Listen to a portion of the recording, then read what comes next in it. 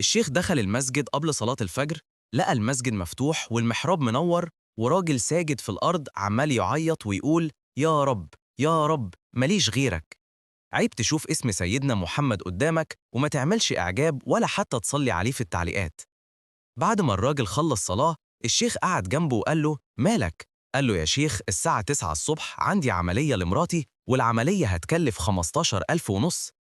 الشيخ قال له: والله أنا مش معايا اللي ساعدك بيه، بس أنت سألت اللي أرحم بيك من أمك وأبوك. الفجر أذن وصلينا الفجر. بعد الصلاة لقيت راجل تاجر جاي بيديني فلوس، بيقول لي: يا شيخ، أنا جمعت زكاة مالي 15,500. الشيخ اتصدم وبصله كده وقال له: تعالى معايا. وراح للشاب اللي كان بيبكي وقال له: أنت قلت لي أنت بتبكي ليه؟ قال له: يا شيخ، ما أنا قلت لك محتاج 15,500 عشان عملية مراتي. فالراجل اللي كان جايب الفلوس بتاعة الزكاة بصله كده وقعد يضحك وأخده بالحضن.